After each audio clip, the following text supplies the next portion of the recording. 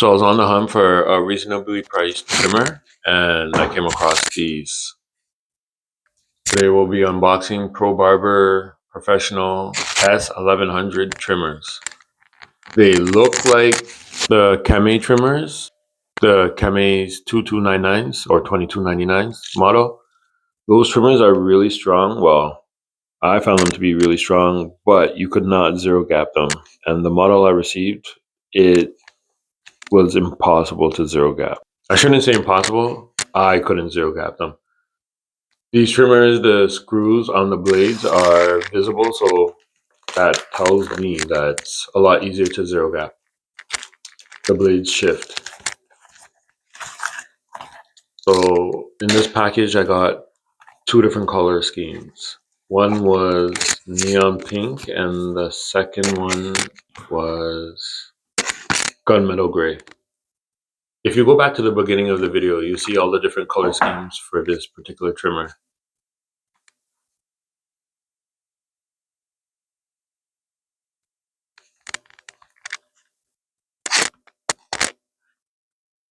The packaging was like airtight.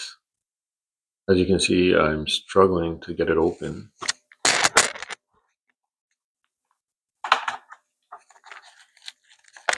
Here you can see I'll struggle to get the trimmer out of the plastic holder now.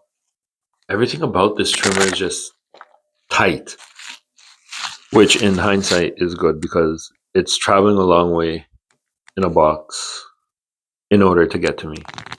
Even the blade guard was stuck on there.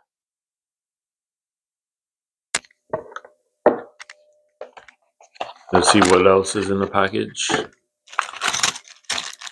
You have some guards for the trimmer, which I would never use.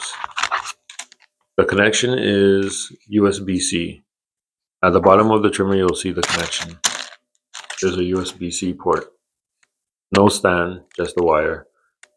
No block. You have to provide your own, I guess, phone charger block or buy a separate block entirely. Next up, I'm testing the power of the trimmer. It's a fairly weak vibration. This, of course, could be due to the trimmer not being fully charged. So I'll put it on charge and then come back if it changes. Also, I did notice when you're turning it on, there's a really long switch. It doesn't just turn on. There's a delay. You can see I move the switch down and it's still running.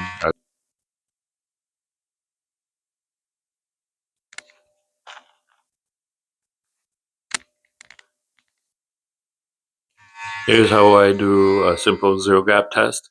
If when I apply pressure to my forearm with a trimmer, hair immediately falls out, I know the blades are adjusted properly and they're sharp.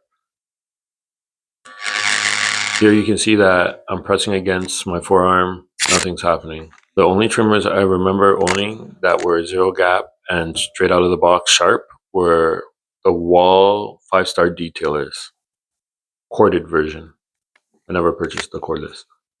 I used to use those trimmers to shave my head. Those had a lifespan of exactly like 14 months, 1 year to 14 months before they just died.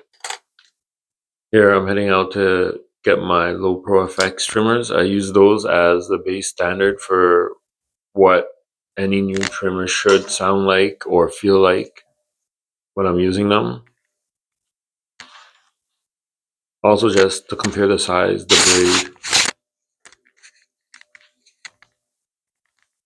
There's the size comparison. The blades are about the same length. Next, I'm going to test the power.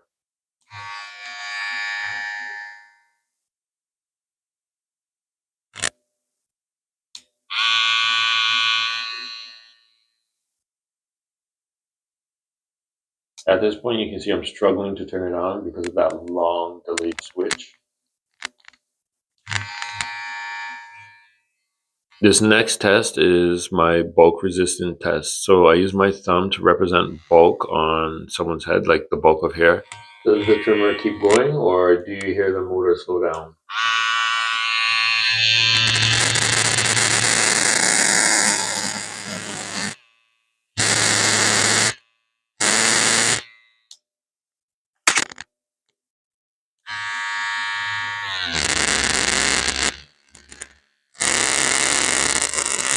Which one do you think performed better?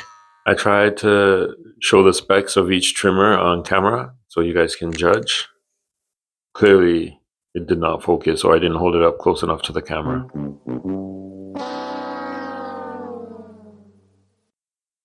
After the unboxing and testing, I don't think I'll be using these trimmers.